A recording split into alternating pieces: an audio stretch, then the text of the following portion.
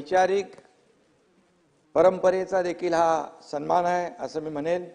शेवटी आपण सभागृहामध्ये लोकप्रतिनिधी म्हणून काम करतो, आपापल्या परीने आपण या राज्याचे विषय मांडतो, भूमिका घेतो, धोरणं मांडतो आणि त्यामुळे सभागृहामध्ये काम करत असताना या ठिकाणी मला याचा आनंदही आहे आणि म्हणून माझे सर्व सहकारी, विरोधी पक्षाचे सर्व सदस्य यांचा तो सन्मान आहे आणि माझ्या पाठीशी उभे राहून सातत्याने दिवस रात्र काम करणाऱ्या कार्यकर्त्यांचाही तो सन्मान आहे।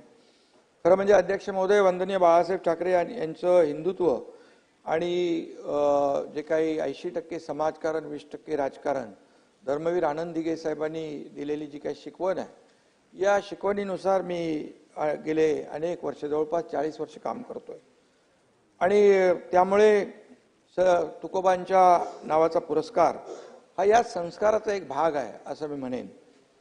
आणि म्हणून संत तुकाराम महाराजांसाठी प्रत्यक्ष परमेश्वराने पुष्पक विमान पाठवलं। देऊच्या पवित्र भूमीमध्ये महाराज तुकाराम महाराज सदेह वैकुंठाला गेले। या दैवी घटनेला 375 वर्ष पूर्ण होत असताना त्याच दिवशी अध्यक्ष महोदय हा पुरस्कार दिला, हे मी माझं भाग्य समजतो।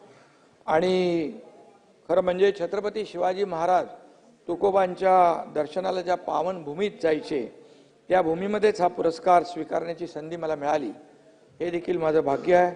जनता जनार्दनाची सेवा करण्यासाठी मिळालेला हा जगद्गुरू संत तुकाराम महाराज पुरस्कार मी त्या दिवशी नम्रपणे स्वीकारला आणि या पुरस्कारासाठी माझ्यासारख्या सर्वसामान्य कार्यकर्त्याची निवड केली।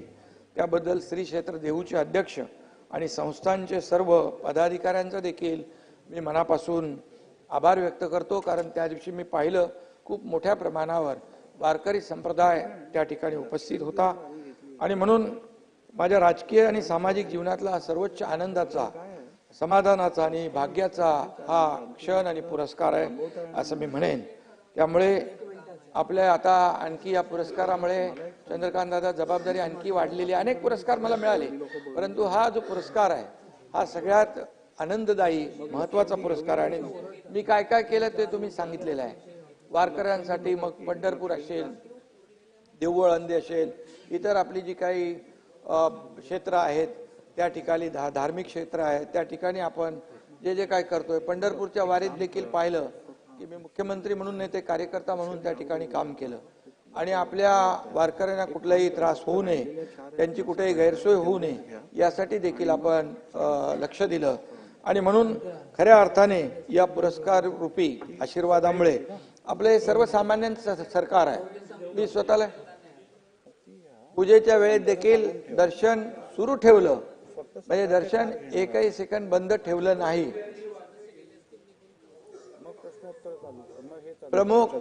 प्रमुख दिंड्यांचे वारकरी देखील आपण घेतले, त्याच्यामध्ये सगळं म्हणजे एक सर्वसामान्य वारकरी तिथे गेल्यानंतर मुख्यमंत्री नाही तर एक वारकरी म्हणून मी त्या ठिकाणी त्यांच्यामध्ये सामावून जातो, हे माझं काम करण्याची पद्धत आहे।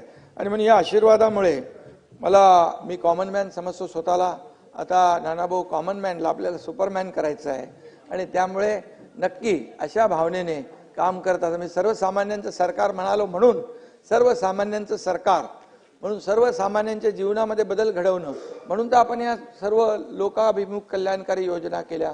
एकीकडे विकास प्रकल्प आपण पुढे नेले, दुसरीकडे कल्याणकारी योजना केल्या आणि आता जे काही लँडस्लाइड मॅन्डेट या राज्यातल्या जनतेने दिलेलं आहे त्यामुळे जबाबदारी आणखी वाढली आहे।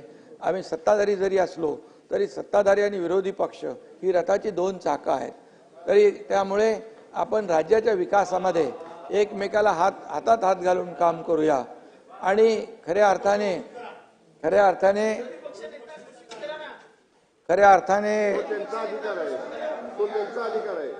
आणि म्हणून मी एवढंच सांगतो, मी तुकाराम ज्ञानोबा माऊली हा महाराष्ट्राचा श्वास आहे, तर तुकाराम महाराज हा प्रश्वास आहे आणि भले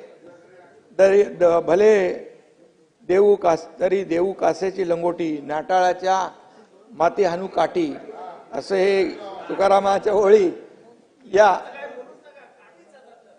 या ते बाबा हे माझं नाही आहे, हे तुकाराम महाराजांच्या ओळी आहेत बाबा. आणि म्हणून एका माया सावली जीव लावला, विश्वास टाकला तर त्याला कमरेची लंगोटी सुद्धा सोडून देण्यात त्याच्यामध्ये आहे. पण एखाद्याने गडबड केली तर त्याला सोटा दाखवण्याची पद्धत पण आहे. त्यामुळे कधी कधी ते, आता मी काही राजकीय बोलत नाही, परंतु जेव्हा वेळ असते, वेळ येते, त्यावेळेस तेही करावं लागतं, तेही केलेलं आहे आपण. त्यामुळे ही तुकाराम महाराजांची शिकवण आयुष्यभर आवाडजी मी जपलेली आहे. आणि म्हणून मला आज खऱ्या अर्थाने या पुरस्कारासाठी जी निवड केली त्याचा मला आनंद आहे. आणि यामध्ये अध्यक्ष महोदय, वारकरी बांधवांचे जे काही तिकडचे प्रश्न होते ते देखील आपण बऱ्याचशा मोठ्या प्रमाणावर मार्गी लावले. शेकडोच्या संख्येने दिंड्या पालख्या दरवर्षी निघतात आणि पायी चालत आषाढीच्या आधी एक दिवस पंढरपुरात पोहोचतात. या प्रवासामध्ये अनेकदा वारकरी बंधू आजारी पडतात, दुखापत होते, आर्थिक कारणाने वारी करणे शक्य होत नाही. पण सर्व वारकरी बंधूंचा विचार करून इतिहासामध्ये पहिल्यांदा आपल्या सरकारने वारकऱ्यांच्या दिंड्यांसाठी अनुदान देण्याची प्रथा सुरू केली.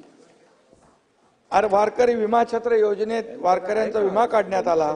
लाखो वारकऱ्यांची आरोग्य तपासणी आपण केली. पालखी मार्ग आणि पंढरपूरच्या विकासाचं कामही मार्गी लागतंय. विठुरायाच्या दर्शनासाठी नानाभाऊ 24 तास ते उभे राहायचे दर्शन रांगेमध्ये. तिथं आपण मोठं एक सभागृह करतोय आणि त्या ठिकाणी त्यांना बसून जोपर्यंत त्यांचं दर्शनाचा वेळ येत नाही तोपर्यंत त्यांना आता उभं राहावं लागणार नाही. हे देखील दर्शन रांगेचं काम देखील आपण केलंय, त्यालाही निधी दिलेला आहे. आणि म्हणून तीर्थक्षेत्र मंदिराचा निधी आपल्या बी कॅटेगरीतल्या 2 कोटीवरून थेट 5 कोटी आपण केला. हे देखील हा पण निर्णय आपण घेतलेला आहे. आणि पहिल्यांदाच वारकरी संप्रदायासाठी स्वतंत्र महामंडळाची देखील निर्मिती केली. आणि वारकऱ्यांपेक्षा कोणी VIP नाही. मगाशी आपण सांगितलं की सगळं आपण बाजूला ठेवून वारकऱ्यांनाच प्राधान्य देण्याचं काम दर्शनामध्ये देखील त्यांना कुठलाही गैरसोय होणार नाही याची आपण काळजी घेतलेली आहे. आणि म्हणून ही खरं म्हणजे आपण काही उपकार केलेले नाहीत, परंतु आपण वारकऱ्यांचे जे काही ऋण आहेत आपल्यावर संप्रदायाचे, ते 7 जन्म घेतले तरी ते ऋण फेडता येणार नाहीत, फेडू शकणार नाहीत. आणि म्हणून संत तुकाराम महाराज म्हणतात, शुद्ध बीजापोटी फळे रसाळ गोमटी. आणि म्हणून महायुतीच्या सरकारच्या विचारांचं बीज शुद्ध आहे. आणि त्यामुळेच आदरणीय प्रधानमंत्री नरेंद्र मोदीजी यांच्या स्वप्नातील भारताची विकासाची गोमटी फळे आपल्याला मिळत आहेत. ती तुम्ही खा, विरोधी पक्षाने त्याच्यामध्ये सामील व्हा आणि आपल्या देशाच्या दिंडीमध्ये आणि विकासाची दिंडी आपण पुढे घेऊन जाऊ. या दिंडीमध्ये सगळे वारकरी सहभागी होऊया. आणि म्हणून हा पुरस्कार जो आहे मला कोणत्याही पदापेक्षा मोठा आहे. आणि म्हणून विठ्ठलाच्या चरणी या निमित्ताने मी प्रार्थना करतो की या पुरस्काराचा सन्मान राखण्यात